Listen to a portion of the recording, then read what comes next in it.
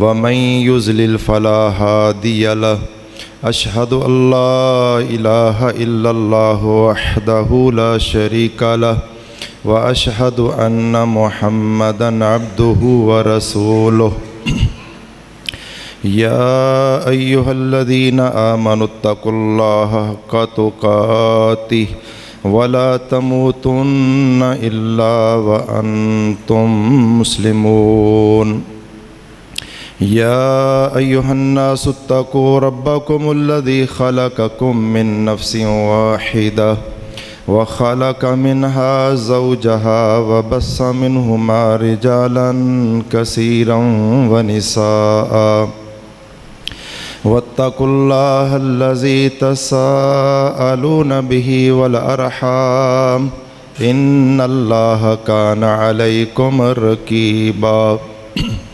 يا أيها الذين آمنوا اتقوا الله وقولوا قولا سديدا يصلح لكم أعمالكم ويغفر لكم ذنوبكم ومن يطع الله ورسوله فقد فاز فوزا عظيما أما بعد فإن خير الحديث كتاب الله وخير الهدي هدي محمد صلى الله عليه وسلم وشر الأمور محدثاتها وكل محدثة بدعة وكل بدعة ضلالة وكل ضلالة في النار أعوذ بالله السميع العليم من الشيطان الرجيم من حمزه ونفخه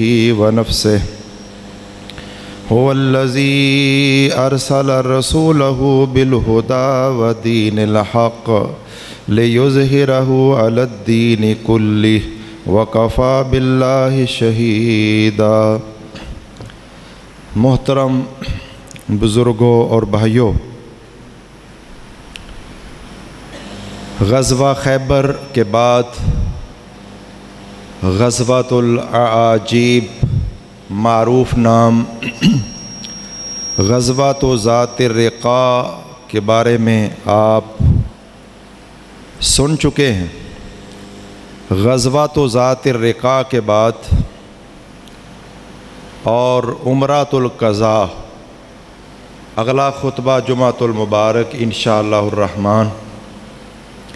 عمرۃ القضاء نبی کریم صلی اللہ علیہ وسلم نے جو عمرہ کیا، جو آپ کو خواب آیا تھا اور آپ عمرہ کرنے کے لیے گئے، روک دیے گئے تھے، واپس آ گئے تھے، 24 کلومیٹر بیت اللہ دور تھا، وہاں سے واپس ہونا پڑا تھا، اور پھر اگلے سال آپ صلی اللہ علیہ وسلم نے عمرۃ القضاء کیا تھا۔ اس کا تذکرہ انشاءاللہ اگلے خطبہ جمعۃ المبارک میں ہوگا۔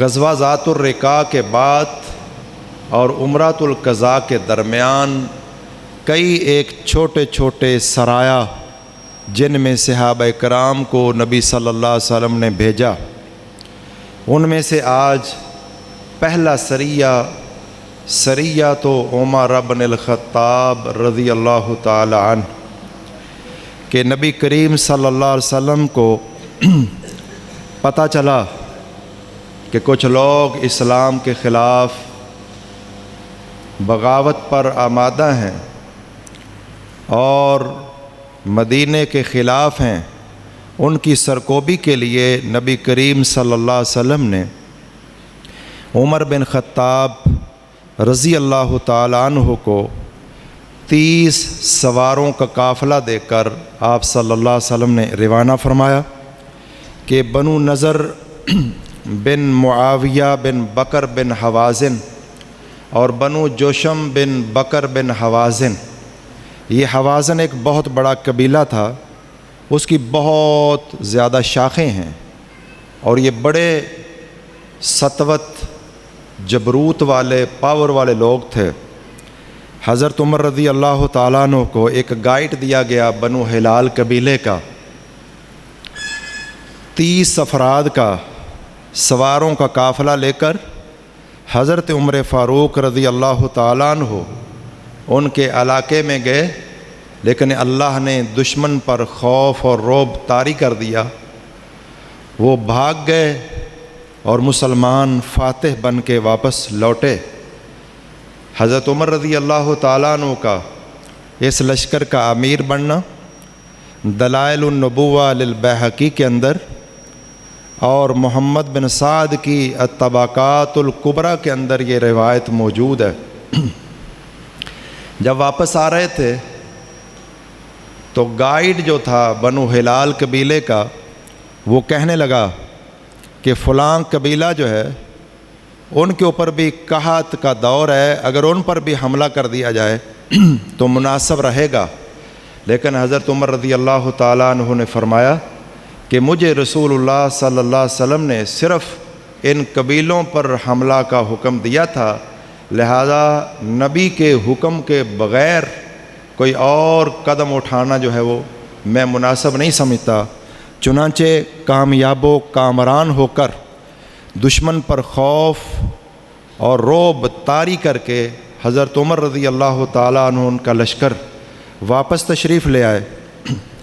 دوسرا سریہ تو ابی بکر صدیق رضی اللہ تعالیٰ عنہ، کہ ابو بکر صدیق رضی اللہ تعالیٰ عنہ کو نبی کریم صلی اللہ علیہ وسلم نے نجد کے علاقے میں بنو فزارہ ایک قبیلہ تھا، ان کے خلاف کارروائی کے لیے روانہ فرمایا۔ سلمہ بن اقوا رضی اللہ تعالیٰ عنہ اس لشکر کے اندر موجود تھے۔ صحیح مسلم کے اندر 1755 نمبر حدیث موجود ہے۔ اس کے علاوہ مسند امام احمد بن حنبل کے اندر 16502 اور شرح و مشکل الاثار کے اندر 3917 پر یہ حدیث موجود ہے۔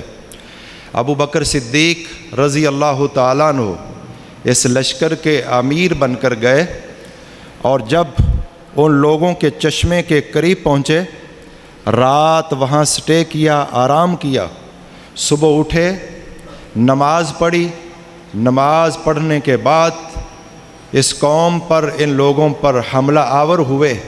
اللہ تبارک و تعالیٰ نے دشمن کو نیست و نابود کیا، کچھ قتل ہوئے، کچھ بھاگنے پہ مجبور ہوئے۔ چنانچہ مسلمانوں کو اللہ نے شاندار فتح عطا فرمائی کہ یہ جو لوگ مدینے کو کمزور کرنا چاہتے تھے، حضرت سلمہ بن اقوا کہتے ہیں، صحیح مسلم میں بھی یہ الفاظ موجود ہیں، سلمہ بن اقوا رضی اللہ تعالیٰ عنہ نے فرمایا کہ اچانک میری نظر پڑی کہ لوگوں کی ایک جماعت ہے اور وہ پہاڑ کی طرف جا رہے ہیں۔ سلمہ بن اقوا کہتے ہیں کہ میں ان کے پیچھے لگ گیا اور وہ آگے آگے ہیں، اور سلمہ بن اقوا کے بارے میں آپ سن چکے ہیں کہ تمام صحابہ میں پیادہ میں سب سے بہتر سلمہ بن اقوا رضی اللہ تعالیٰ عنہ تھے، اور ان کی دوڑ آپ غزوۃ ذات القرد کے اندر کہ سارا دن بھاگتے رہے اور دشمن سے اونٹنیاں بھی چھڑوا لیں، مال غنیمت بھی چھین لیا، اور پھر واپسی کے اوپر ایک صحابی کے ساتھ دوڑ کا مقابلہ کر کے پھر سبقت لے گئے۔ یہ سارا آپ سن چکے ہیں۔ سلمہ بن اقوا کہتے ہیں مجھے خطرہ لاحق ہوا کہ یہ لوگ پہاڑ پر چڑھ جائیں گے، چنانچہ میں نے تیر اندازی کی اور تیر ان کے آگے مارا کہ یہ لوگ سہم گئے، ڈر گئے، اور سب کو گرفتار کر کے سلمہ بن اقوا رضی اللہ تعالیٰ عنہ اکیلے کئی افراد کو گرفتار کر کے لے آئے، اور مال غنیمت اللہ تعالیٰ نے مسلمانوں کو عطا فرمایا۔ کہتے ہیں کہ اس گروہ میں جو پہاڑ پر چڑھنے کا پروگرام بنا رہے تھے، ایک خاتون تھی جس کے اوپر لباس پرانے بسیدہ چمڑے کا تھا، اس کے ساتھ اس کی بیٹی عربوں میں سے حسین ترین تھی۔ جب مال غنیمت تقسیم ہوا، وہ لڑکی، وہ خاتون، اس عورت کی بیٹی حضرت ابو بکر صدیق نے مجھے نفل کے طور پر، نفل کا یہاں معنی ہے کہ اگر کوئی شخص کسی جنگ اور جہاد میں کوئی خصوصی مار کا سر انجام دے بہترین کارروائی کرے تو اسے اضافی طور پر کچھ انعام دیا جاتا ہے۔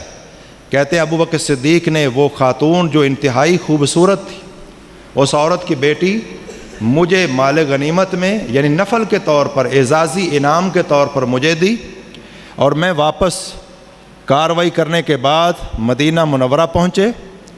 میں نے اس سے کچھ استمتاع نہیں کیا۔ صحیح مسلم کے اندر موجود ہے، اللہ کے رسول صلی اللہ علیہ وسلم اگلے روز میں بازار گیا، اللہ کے رسول مجھے بازار میں ملے، فرمایا یا سلامہ حبلی المرأہ، وہ عورت جو آپ کے پاس نفل کے طور پر ملی ہے وہ مجھے ہبہ کر دیجئے۔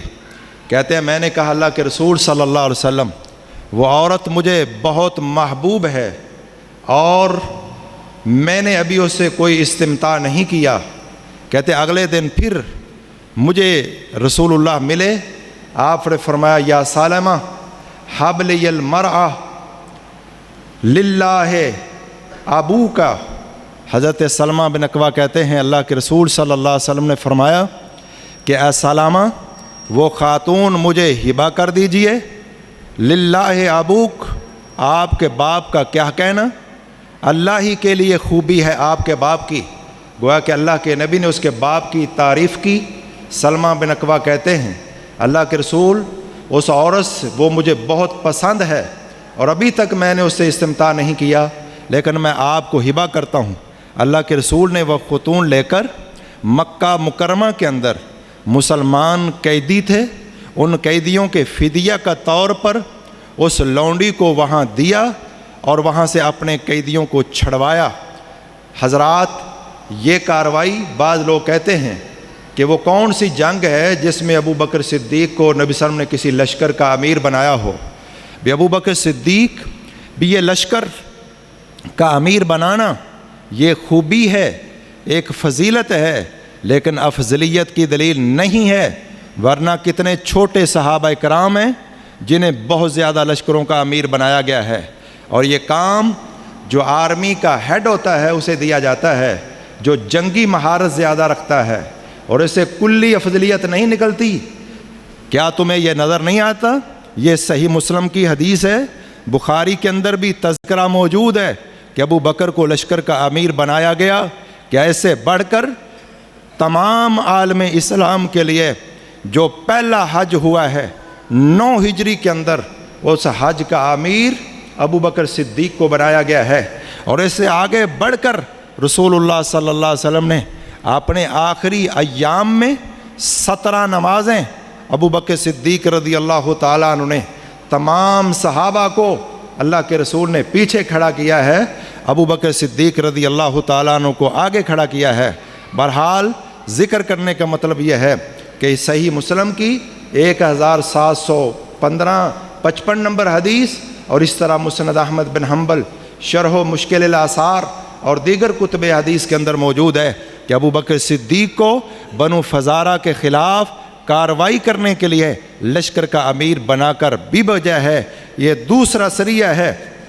تیسرا سریہ، اور یہ دونوں سریے شعبان 7 ہجری کے اندر ہوئے ہیں، اور تیسرا سریہ غالب بن عبداللہ اللیثی رضی اللہ تعالیٰ عنہ، نبی کریم صلی اللہ علیہ وسلم نے انہیں اپنا گائیڈ دیا۔ یسار جو رسول اللہ صلی اللہ علیہ وسلم کے مولا تھے، اور ہوراقہ قبیلے کے اوپر اللہ کے نبی نے حملے کے لیے 130 افراد بھیجے۔ یہ تمام افراد اللہ کے فضل و کرم سے کامیاب ترین کارروائی کر کے واپس آئے ہیں، اور اسی غزوے کے بعد، اسی غزوے کے اندر غالب بن عبداللہ اللیثی رضی اللہ تعالیٰ عنہ جب کافر ان کے ساتھ لڑائی ہوئی، کچھ قتل ہوئے، کچھ بھاگنے پہ مجبور ہوئے، انہی میں ایک مرداس بن نہیک تھے، یہ کافر تھے، لڑائی ہو رہی ہے، اس لشکر میں اسامہ بن زید بن حارثہ بھی ہیں، امیر غالب بن عبداللہ اللیثی ہیں، اور لشکر کے اندر اسامہ بن زید بن حارثہ رضی اللہ تعالی عنہ بھی ہیں۔ یہ اسامہ، توجہ سے یہ بات سننے والی ہے، اسامہ بن زید بن حارثہ کون سے صحابی ہیں کہ ایک ران پہ پیارے پیغمبر محمد الرسول اللہ حضرت حسن کو بٹھاتے تھے اور ایک ران کے اوپر اسامہ بن زید کو بٹھایا کرتے تھے اور فرمایا کرتے تھے اللہ کے پیغمبر اے اللہ میں ان سے محبت کرتا ہوں، تو بھی ان سے محبت فرما۔ یہ نبی کے منہ بولے بیٹا زید بن حارثہ کے بیٹے ہیں اسامہ، اس لشکر کے اندر موجود ہیں۔ مرداس بن نحیک وہ جنگ سے فرار ہو رہے ہیں۔ حضرت اسامہ بن زید کہتے ہیں میں اور ایک انصاری صحابی ہم اس کے پیچھے ہیں اور مرداس آگے ہیں۔ جب ہم اس کے اوپر چھا گئے، سر پر پہنچ گئے، اس نے کہا لا الہ الا اللہ۔ جب لا الہ الا اللہ پڑھا، انصاری نے اپنی تلوار کو روک لیا، لیکن میں نے اسے تیر مار کر جو قتل کر دیا۔ اب یہ لشکر واپس آیا، رسول اللہ صلی اللہ علیہ وسلم کو خبر دی گئی ہے، اللہ کے رسول صلی اللہ علیہ وسلم کو خبر دی گئی۔ صحیح بخاری کے اندر 4269 نمبر حدیث ہے، صحیح مسلم کے اندر کتاب الایمان میں 96-97 نمبر، دیگر نمبروں پر یہ حدیث موجود ہے۔ اللہ کے رسول صلی اللہ علیہ وسلم نے جب سنا کہ حضرت اسامہ نے ایک شخص کو قتل کر دیا ہے جس نے لا الہ الا اللہ پڑھا تھا، اور دیگر حدیث میں وہ ذات ہے، اللہ کے نبی نے بلایا اسامہ بن زید بن حارثہ کو، فرمایا اسامہ تو نے اس شخص کے لا الہ الا اللہ پڑھنے کے بعد اسے قتل کر دیا۔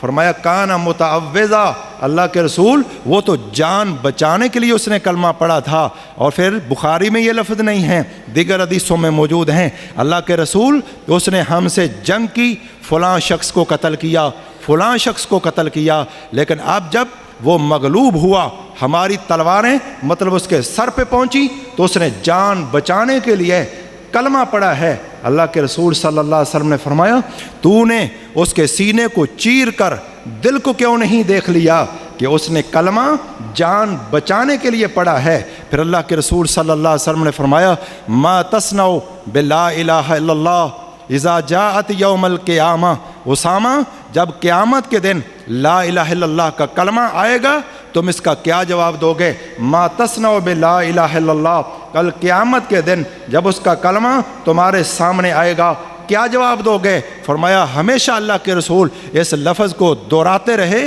کہ کل قیامت کے دن اس کے کلمے کا کیا جواب دو گے؟ کہتے ہیں اتنی مرتبہ اللہ کے رسول نے یہ کلمہ کہا کہ کل قیامت کے دن تم اس کے لا الہ الا اللہ کا کیا جواب دو گے، کیونکہ ہم ظاہر کے مکلف ہیں۔ اگر کوئی شخص کلمہ پڑھ لیتا ہے، جب تلک اس سے کفر صادق نہ آئے، صادر نہ ہو، اس کا کفر واضح نہ ہو، اتنی دیر اسے مسلمان سمجھا جائے گا۔ حضرت اسامہ نے کہا اللہ کے رسول صلی اللہ علیہ وسلم انی اعاہد اللہ، میں اللہ سے عہد کرتا ہوں، اللہ کی قسم کھا کے کہتا ہوں لا اقاتل احدا یشہد ان لا الہ الا اللہ، آج کے بعد اسامہ بن زید بن حارثہ جس شخص نے لا الہ الا اللہ پڑھا ہوگا، اسامہ کی تلوار اس کے خلاف نہیں اٹھے گی، اس کے خلاف میں قتال نہیں کروں گا۔ کسی مسلمان کو قتل کرنا، اب یہ کافر تھا، پہلے کافر ہے، لڑائی کرتا رہا ہے، کئی صحابہ کرام کو قتل کیا ہے، اور اب اس نے لا الہ الا اللہ پڑھا ہے، لیکن ہمیں علم نہیں کہ وہ دل سے پڑھ رہا ہے یا اوپر سے پڑھ رہا ہے۔ جب اس کی زبان پہ لا الہ الا اللہ آ گیا، جب تک کفر نہیں کرتا اس کو مسلمان سمجھا جائے گا، اسے قتل کرنا جائز نہیں ہے۔ یہ اتنا حساس مسئلہ ہے۔ اور اگلی بات بھی سنیے، جب مسلمانوں کی آپس کی باہمی لڑائیاں ہوئیں، جنگ جمل اور جنگ صفین، حضرت اسامہ بن زید بن حارثہ رضی اللہ تعالیٰ عنہ کسی گروہ کے اندر شریک نہیں ہوئے، کیونکہ امام ابن بطال مالکی نے لکھا ہے، حافظ ابن حجر رحمہ اللہ نے فتح الباری کے اندر وضاحت فرمائی ہے، کسی باہمی جنگ جو مسلمانوں کی آپس کی جنگیں ہوئیں، جنگ جمل اور جنگ صفین، حضرت اسامہ انہوں نے اللہ سے عہد کیا تھا نبی کے سامنے کہ میں کسی بھی گروہ کے اندر شریک نہیں ہوں گا۔ اور سعد بن ابی وقاص، اور یاد رکھیں یہ بات بھی، یہ موضوع کسی وقت انشاءاللہ آئے گا۔ آج جس چیز کو یوٹیوب سکالر جو ہیں وہ مسلمان امت کو گمراہ کر رہے ہیں اور صحابہ کرام سے برگشتہ کرنے کی کوشش کر رہے ہیں، یاد رکھیں ان لڑائیوں کے اندر جنگ جمل ہو یا صفین ہو، ان میں صحابہ صرف چند صحابہ تھے، باقی سب لوگ تابعین تھے۔ چند صحابہ کے نام کے علاوہ کوئی نام نہیں گنوا سکتا، چند لوگ تھے صرف صحابہ میں۔ حضرت سعد بن ابی وقاص رضی اللہ تعالیٰ عنہ عشرہ مبشرہ میں سے ہیں، کسی جنگ کے اندر شریک نہیں ہوئے، بلکہ وہ کہا کرتے تھے کہ میں اتنی دیر تلک کسی مسلمان کے خلاف تلوار نہیں اٹھاؤں گا۔ فتح الباری میں ابن بطال مالکی نے لکھا، اسی وجہ سے اسامہ نے قتال کو ترک کر دیا کہ مسلمانوں کی آپس کی لڑائی ہے۔ اور حضرت سعد بن ابی وقاص کہا کرتے تھے جب تک اسامہ تلوار نہیں اٹھائیں گے مسلمانوں کے خلاف میں بھی تلوار نہیں اٹھا سکتا۔ اور بڑی ایک عجیب بات صحیح بخاری میں موجود ہے، حضرت اسامہ نے حرملہ کو بھیجا کہ جاؤ کوفے جاؤ، علی رضی اللہ تعالیٰ عنہ خلیفہ ہیں، کروڑوں ہم لوگ قربان ہوں تمام صحابہ کرام پر، وہ ان کی اختلافات اپنی جگہ پر، لیکن ہمیں حکم ہے ان سے محبت کرنے کا۔ حضرت اسامہ نے بھیجا جاؤ علی رضی اللہ تعالیٰ عنہ کے پاس اور جا کر مدد کا مطالبہ کرنا، کیونکہ وہ وقت کے خلیفہ ہیں۔ اور اسامہ نبی کے لے پالک کا بیٹا ہے۔ حرملہ کہتے ہیں میں گیا، جا کر پیغام دیا حضرت علی کو۔ حضرت اسامہ نے پہلے کہا تھا، اسامہ نے حرملہ کو کہہ کر بھیجا تھا، اگر علی سے صحیح بخاری کی حدیث کا مفہوم ذکر کر رہا ہوں، اگر علی پوچھے کہ اسامہ تو کہاں تھا جنگوں کے اندر، میرا ساتھ جو مسلمانوں کی آپس میں ہوئی ہیں میرا ساتھ تم نے کیوں نہیں دیا، اگر علی تو اس سے یہ میرے بارے میں سوال کریں، کیونکہ یہ بھی اہل بیت کی طرح ہے، نبی کے گھر پرورش پانے والا ہے، حسن حسین کے ساتھ کھیلنے والا ہے، اب یہ نوجوان ہے اور بزرگ ہے۔ حضرت علی تو اس سے اگر پوچھے تو نے کہنا ہے اے علی اسامہ یہ کہتا ہے، اے علی اگر تم شیر کی باچھ میں ہوتے اسامہ تمہارے ساتھ شیر کی باچھ میں ہوتا، لیکن یہ مسلمانوں کی باہمی لڑائی جو ہے اس کے اندر میں اس کو جائز نہیں سمجھتا، اس لیے کسی گروہ کا ساتھ میں نے نہیں دیا۔ لیکن اگر اس کے علاوہ اے علی اگر آپ شیر کی باچھ میں ہوتے تو اسامہ بھی شیر کی باچھ میں ہوتا، جس مصیبت میں آپ ہوتے اسامہ اس میں ہوتا، لیکن میں ان جنگوں کو درست نہیں سمجھتا تھا، اس لیے کسی جنگ میں شریک نہیں ہوا۔ یہ کون ہے؟ اسامہ۔ حرملہ گئے، حضرت علی رضی اللہ تعالیٰ ناراض تھے کہ میرا ساتھ کیوں نہیں دیا جنگوں کے اندر، اور پھر حضرت حسن حسین اور جعفر وہ لے گئے اسامہ کو ساتھ، اور اونٹ کا بوجھ دونوں جانب کا بوجھ اچھا خاصا مال مواد جمع کر کے اسامہ کو بھیج دیا۔ حضرات میں ذکر کر رہا تھا ایک مسلمان کی جان کس قدر قیمتی ہے، جب اس کا اسلام ظاہر ہو جائے اس کے بعد اس کو قتل کرنا بہت خطرناک مسئلہ ہے۔ تو بہرحال یہ چوتھا لشکر تھا۔ پانچواں لشکر جو ہے بشیر بن سعد رضی اللہ تعالیٰ عنہ کو اللہ کے رسول صلی اللہ علیہ وسلم نے 2 لشکروں میں بھیجا تھا۔ ایک لشکر کے اندر وہ مال مویشی ان کے مال غنیمت بنا کر کے آ رہے تھے، پیچھے سے کافر بھی آ گئے۔ یہ فدق کے قریب کا واقعہ تھا، اور وہاں کافروں نے آ کر تیروں سے حملہ کر دیا۔ 30 افراد ان کی تعداد زیادہ ہے، صحابہ کرام کے تیر ختم ہو گئے، کچھ وہاں شہید ہوئے، باقی جو ہے نکلنے میں کامیاب ہوئے۔ اور بشیر بن سعد رضی اللہ تعالیٰ عنہ زخموں سے چور ہوئے، بڑی جنگ ہوئی، زخموں سے چور ہو گئے، لوگوں نے سمجھا کافروں نے سمجھا شہید ہو گئے، واپس چلے گئے، لیکن یہ زندہ تھے اللہ کے فضل و کرم سے۔ اور پھر چلتے چلتے کسی طریقے سے فدق کے باغ، جہاں باغ فدق کا رولا جو آپ سنتے ہیں، یہ ایک جاگیر ہے، صرف یہ ایک باغ نہیں تھا، ایک پورا علاقہ تھا۔ اس کی تفصیل آپ سن چکے ہیں کہ یہ فتح ہوا تھا بغیر جنگ کے، صلح کے ساتھ، اور اس سارا مال فیض تھا یہ وہاں پہنچے، ان کے ساتھ صلح تھی۔ ایک یہودی کے پاس رہے اور اس یہودی نے ان کی تیمارداری کی، اور پھر تندرست ہو کے واپس مدینہ پہنچے۔ اللہ کے رسول صلی اللہ علیہ وسلم کو پتہ چلا کہ بنو غطفان ایک بہت بدمعاش اور بہت دہشت گرد قبیلہ ہے، اور عیینہ بن حصن یہ پروگرام بنا رہے ہیں کہ مدینے پہ حملہ کریں یا گرد و نواح مسلمانوں کے علاقوں پہ حملہ کریں۔ اللہ کے رسول صلی اللہ علیہ وسلم نے انہی بشیر بن سعد رضی اللہ تعالیٰ عنہ کا لشکر کا امیر بنا کے بھیجا۔ حسین بن بریرہ کو گائیڈ بنا کے بھیجا۔ اللہ تبارک و تعالیٰ نے مسلمانوں کو فتح عطا فرمائی۔ کافر بھاگنے کے مجبور ہوئے۔ عیینہ بن حصن یہ اپنے گھوڑے پر بھاگ رہا تھا۔ حارث بن عوف نے کہا ٹھہریے، رک جائیے۔ اس نے کہا ٹھہرنے کا وقت نہیں ہے، پیچھے نبی کے صحابہ لگے ہوئے ہیں۔ کہا کچھ سوچ لو، تم کتنا بھاگ سکتے ہو، کچھ غور کرو۔ یہی بات اس کے لیے سبب بنی کہ یہ شخص مسلمان ہوا۔ عیینہ بن حصن جو ہے تو یہ 5 سرایہ جات جو ہیں یہ غزوہ ذات الرقاع کے بعد ہوئے۔ ان میں ایک میں صحابہ کرام کی شہادتیں ہوئیں اور نقصان ہوا، باقی 4 سرایہ میں اللہ تبارک و تعالیٰ نے مسلمانوں کو شاندار فتح سے نوازا اور دشمن کے اوپر ان کا رعب اور خوف طاری ہوا، اور مدینہ امن و امان اور اس کے اندر راحت، یہ چیزیں برقرار رہیں۔ وما توفیقی الا باللہ۔ سبحان ربک رب العزت عما یصفون وسلام علی المرسلین والحمد للہ رب العالمین۔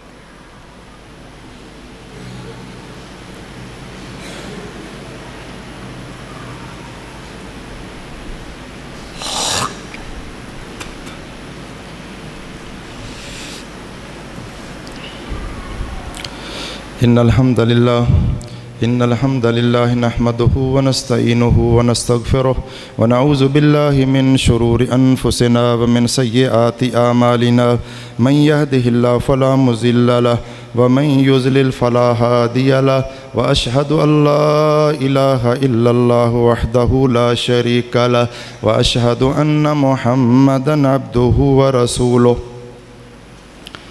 محترم بزرگوں اور بھائیوں،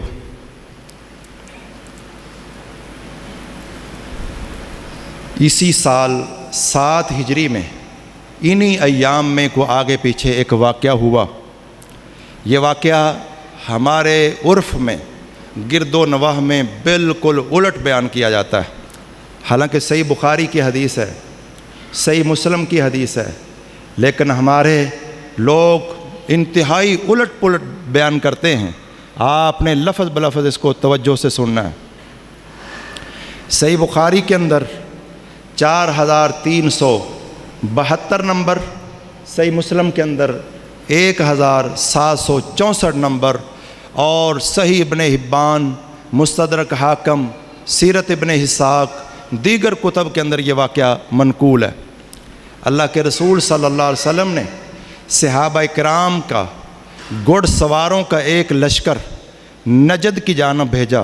وہ کاروائی کر کے آ رہے تھے کہ راستے میں ایک سردار جس کا تعلق بنو حنیفہ قبیلے سے تھا، اس دور میں ایک قبیلہ تھا بنو حنیفہ، یمامہ کے اندر ان کی رہائش تھی، اور یہ قبیلے کے لوگ انتہائی مضبوط اور بڑے دلیر اور جفاکش لوگ تھے۔ اسی قبیلے کا بدماش مسیلمہ کذاب تھا جس نے نبوت کا دعویٰ کیا تھا۔ اسی قبیلے کا ایک سردار سمامہ بن اسال رضی اللہ تعالیٰ عنہ صحابہ کرام نے گرفتار کر لیا۔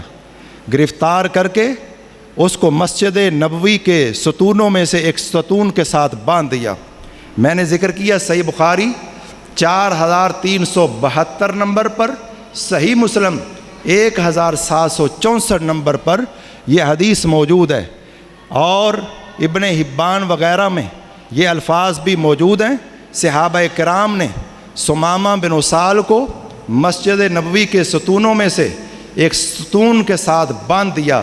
اللہ کے نبی نے فرمایا احسنوا اسارہ، یہ ابن حبان کے لفظ ہیں، بخاری مسلم میں نہیں ہیں۔ اس کی قید کو اچھے طریقے سے کرنا یعنی احسان کرنا۔ اللہ کے رسول خود مسجد نبوی میں تشریف لائے۔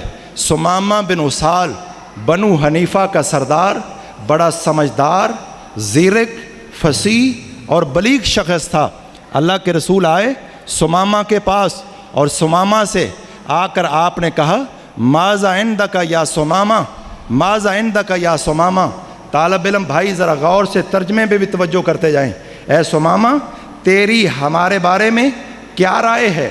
مطلب کیا ہے کہ ہم تجھے قتل کریں گے یا احسان کریں گے؟ تیری ہمارے بارے میں کیا رائے ہے؟ اس نے کہا عندی خیر یا محمد، اے محمد صلی اللہ علیہ وسلم، میرے نزدیک، میرے دل میں تمہارے بارے میں अच्छे गुमान, अच्छे जज्बात हैं। मतलब क्या? तुम अजीम लोग हो, मेरे साथ हुस्न सलूक करोगे। और फिर उसने कहा इन तक़तुलनी तक़तुल ज़ा दमिन व इन तुनइम अला शाकिर व इन कुन्त तुरीदुल माल फसल मिन्हु मा शित। उसने 3 ऑप्शन पेश किए। पहला ऑप्शन क्या है? अगर तुम मुझे कत्ल करो, एक मुजरम को कत्ल करोगे, बात तवज्जो से आपने सुननी है। इन तक़तुलनी तक़तुल ज़ा दमिन, अगर तुम कत्ल करो, एक मुजरम को कत्ल करोगे। बाज़ शारहीन ने इसके 2 माने बयान किए। एक माना धमकी है, दूसरा माना मिन्नत और समाजत है। धमकी का मतलब अगर कत्ल करोगे, इंतकाम लेने वाले मौजूद हैं, बदला ले लेंगे। दूसरा माना क्या है? अगर मुझे कत्ल करोगे, एक मुजरम को कत्ल करोगे, मैं आपका मुजरम हूँ, अगर आप मुझे कत्ल भी कर दें, आप जालिम नहीं हैं, आप आदिल हैं। गोया कि एक मिन्नत का अंदाज़ है।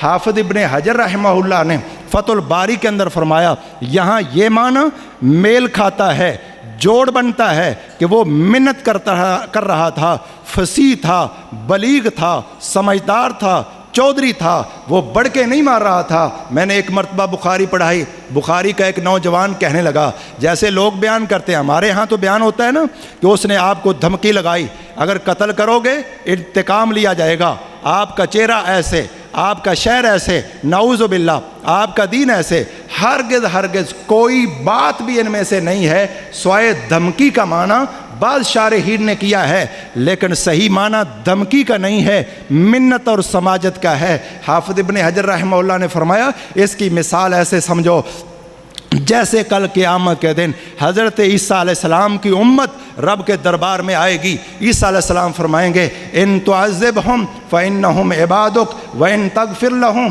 फ़इन्नका अंतल अज़ीज़ुल हकीम। हज़रत ईसा अलैहिस्सलाम रब की दरगाह के अंदर, बारगाह के अंदर मिन्नत करेंगे, दरख्वास्त रखेंगे, ए परवरदिगार ये तेरे बंदे हैं, अगर तू अज़ाब दे, तू खालिक मालिक राज़िक है, तू अज़ाब दे सकता है, तू फिर भी आदिल है, तू जालिम नहीं, लेकिन अगर तू बख्श दे, तेरे बंदे हैं परवरदिगार, तू बड़ा गालिब और हिकमतों वाला है। जैसे ईसा अलैहिस्सलाम कल क़यामत को रब के सामने मिन्नत करेंगे, दरख्वास्त रखेंगे, अल्लाह के नबी ने फरमाया ऐसे ही मैं भी अपनी उम्मत के कुछ लोगों के लिए यही दरख्वास्त, इन तुअज़्ज़िबहुम फ़इन्नहुम इबादुक व इन तग़फ़िर लहुम फ़इन्नका अंतल अज़ीज़ुल हकीम। अल्लाह के नबी ने कहा मैं भी ये दरख्वास्त रहूँगा। यही दरख्वास्त, यही अंदाज़ है हज़रत सुमामा बिन उसाल रज़ी अल्लाह तआला अन्हु का, इन तक़तुलनी तक़तुल ज़ा दमिन, अगर मुझे कत्ल करो तो तुम हकदार हो, तुम मुजरिम नहीं हो, मैं मुजरम हूँ, तुम हक पर हो, तुम जालिम नहीं, आदिल हो।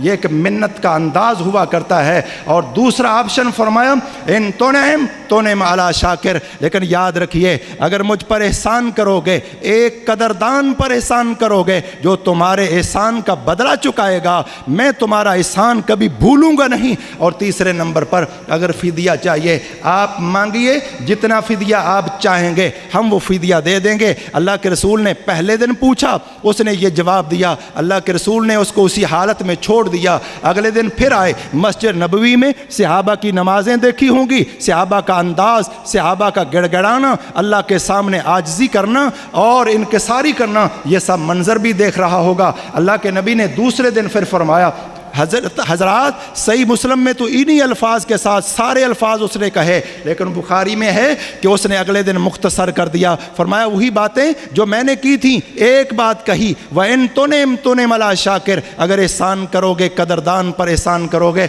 अल्लाह के नबी ने फिर छोड़ दिया।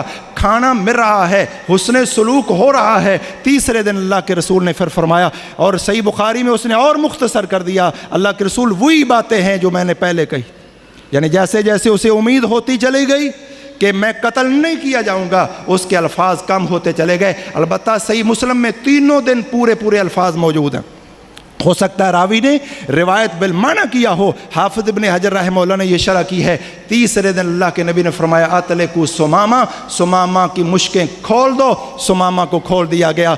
अब सुमामा का जिस्म खोल दिया गया है और दिल गिरफ्तार हो चुका है। मस्जिद नबवी के करीब एक बाग है, बाग में चश्मा है, चश्मे में गुस्ल करके अब वापस आया है। دل گرفتار ہو چکا ہے۔ اللہ کے رسول کے پاس مسجد نبوی میں آیا، آ کر کہتے ہیں اشہد اللہ الہ الا اللہ وان محمد الرسول اللہ، میں گواہی دیتا ہوں اللہ کے علاوہ کوئی معبود برحق نہیں ہے، محمد اللہ کے رسول ہیں۔ اور بعض روایات میں ان محمد عبدہ و رسولہ، محمد صلی اللہ علیہ وسلم اللہ کے بندے اور رسول ہیں، مسلمان ہو جاتا ہے۔ اب توجہ فرمائیے گا، کئی لوگ کہنے اس نے کہا تیرا چہرہ فلاں فلاں، نہیں، یہ شروع میں نہیں کہا بلکہ بعد میں کہا کہ اب حقیقت اس طرح بدل چکی ہے۔ جب وہ مسلمان ہو گیا کہنے لگا اے محمد صلی اللہ علیہ وسلم، اللہ کی قسم آج سے قبل اس روئے زمین پر آپ کے چہرے سے زیادہ مبغوث مجھے کوئی چہرہ نہیں تھا، فقد اصبح وجہک، اللہ کی قسم اب آپ کا چہرہ کائنات کے سارے چہروں سے مجھے محبوب ہو چکا۔ یہ باتیں اس نے کب کی؟ جب مسلمان ہو گیا۔ پہلے تو وہ ڈر رہا تھا، اور اللہ کے نبی صلی اللہ علیہ وسلم کی حدیث آپ سن چکے ہیں، 1 مہینہ کی مسافت سے دشمن تھر تھر نبی سے کانپتا تھا۔ کیسے ہو سکتا ہے سمامہ صحابہ کے لشکر میں نبی کے سامنے وہ جناب بڑھ کے مار رہا ہو، ڈینگے مار رہا ہو، دھمکیاں لگا رہا ہو؟ نہیں، ان تقتلنی تقتل زاد من کا معنی معافی اور منت اور سماجت اور انتہائی بلیغانہ، فصیحانہ اور عاجزانہ متواضعانہ ایک درخواست ہے جو اس نے محمد الرسول اللہ صلی اللہ علیہ وسلم کے سامنے رکھی۔ وہ سمجھدار شخص تھا۔ حضرات توجہ فرمائیے گا، حضرت سمامہ بن اسال رضی اللہ تعالیٰ عنہ نے فرمایا کہ اللہ کے رسول پہلے ایسے تھا، اب ایسے ہو گیا۔ اللہ کی قسم ایک وقت وہ تھا آپ کا چہرہ کائنات کے سارے چہروں سے مبغوث تھا، نعوذ باللہ، کہتا ہے مجھے ناپسند تھا، لیکن اب آپ کا چہرہ کائنات کے سارے چہروں سے زیادہ محبوب ہو گیا ہے۔ ایک وہ وقت تھا آپ کا دین مجھے سارے دینوں سے زیادہ ناپسند تھا، اب آپ کا دین سارے دینوں سے زیادہ پسند ہو گیا ہے۔ آپ کا شہر سارے شہروں سے مجھے برا لگتا تھا، آج آپ کا شہر سارے شہروں سے زیادہ محبوب ہو گیا۔ آخری بات، اسلام کس کو کہتے ہیں؟ وہ لوگ عربی تھے، سمجھتے تھے، عمرہ کرنے کے لیے جا رہے تھے۔ عمرہ حج آپ کو پتہ ہے کافر بھی کرتے تھے، جو دین ابراہیمی پہ اپنے آپ کو سمجھتے تھے مکہ مکرمہ جا کے حج عمرہ کیا کرتے تھے۔ اور حضرت سمامہ بن اسال رضی اللہ تعالیٰ عنہ عمرہ کرنے کے لیے جا رہے تھے جب صحابہ کرام نے گرفتار کیا ہے۔ اب سمامہ کہتے ہیں اللہ کے رسول صلی اللہ علیہ وسلم مجھے بتائیے آپ کی رائے کیا ہے کہ عمرہ کروں یا نہ کروں؟ اندازہ کرو، جانا کہاں ہے؟ بیت اللہ، کرنا کیا ہے؟ عمرہ۔ لیکن جب تک محمد الرسول اللہ نے نہیں کہا سمامہ بن اسال عمرہ کرنے کے لیے بھی تیار نہیں ہے، کیونکہ نبی جو کہے گا وہ دین ہے، جو نبی نہ دے وہ دین نہیں ہے۔ آج ہم توجہ فرمائیں، کس قدر عمریں بیت گئیں، ابھی چند لمحوں کا مسلمان ہے۔ سمامہ بن اسال سمجھتا ہے کہ دین وہ ہے جو محمد کہیں، جو محمد نہ کہیں وہ دین نہیں ہے۔ اللہ کے رسول بتائیے عمرہ کروں کہ نہ کروں؟ فرمایا عمرہ کیجئے، آپ کو خوشخبری ہو۔ سمامہ بن اسال چودھری تھا، سردار تھا، اور میں نے ابھی ذکر کیا بنو حنیفہ کا رعب اور دبدبہ تھا۔ مکہ میں داخل ہوا، ساری دنیا کے سامنے لبیک اللہم لبیک جو بانگے دہل تلبیہ پڑھتے ہوئے مکہ مکرمہ میں داخل ہوئے، وہ سمامہ بن اسال رضی اللہ تعالیٰ عنہ تھا۔ حضرت سعد بن معاذ کا عمرہ آپ سن چکے، لیکن وہ اس طرح نہیں تھا۔ وہ دوپہر کے وقت ایک خلوت کے وقت میں کرنا چاہتے تھے، لیکن ان کی دلیری اور عظمت کو بھی سلام کہ ابو جہل کو للکار کے عمرہ کیا تھا۔ اور اسی طرح سمامہ بن اسال لبیک پڑھتے ہوئے مکہ میں داخل ہوئے اور عمرہ کیا، لوگوں نے پکڑ لیا، کہا بے دین ہو گئے ہو، کہا بے دین نہیں ہوا، محمد الرسول اللہ کا دین قبول کر لیا ہے، مطلب تو دیندار ہوا۔ اللہ تعالیٰ نے کتنی قوت دی ہے۔ سمامہ بن اسال کہنے لگے یاد رکھو مکہ کے لوگوں، یمامہ ہمارے علاقے سے گندم کا ایک دانہ بھی تمہارے پاس نہیں آئے گا۔ یہ صحیح بخاری مسلم میں حدیث موجود۔ اور جا کر سمامہ بن اسال نے لوگوں پر پابندی لگا دی کہ خبردار ان کے ساتھ خرید و فروخت بند کر دو جب تک محمد الرسول اللہ اجازت نہیں دیں گے، کیونکہ وہ نبی کے دشمن ہیں۔ پابندی لگ گئی، غلہ ختم ہو گیا۔ مکے والے وہاں سے غلہ لیتے تھے، غلہ بند ہو گیا، بھوکوں مرنے لگے۔ حتیٰ کہ حدیث میں موجود ہے صحیح ابن حبان دیگر حدیثوں کے اندر، الحز کا معنی کہ وہ جانوروں کا خون اور اونٹوں کے یہ جو بال ہوتے ہیں پشم، انہیں لے کر پکا کر وہ کھانے پہ مجبور ہوئے اور اس طرح کی چیزیں. اور پھر یہ قریش کا ایک قافلہ محمد الرسول اللہ کے پاس گئے، جن میں ابو سفیان رضی اللہ تعالیٰ عنہ بھی تھے، اس وقت مسلمان نہیں تھے، اور جا کر اللہ کے رسول صلی اللہ علیہ وسلم کے سامنے درخواست رکھی.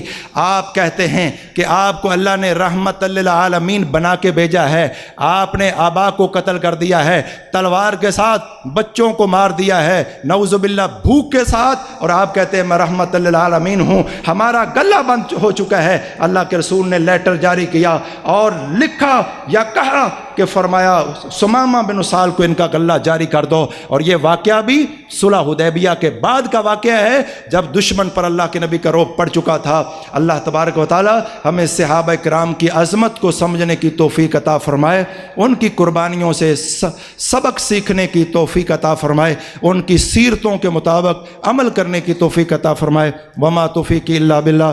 سبحان ربک رب العزۃ عما یصفون وسلام علی المرسلین والحمد للہ رب العالمین.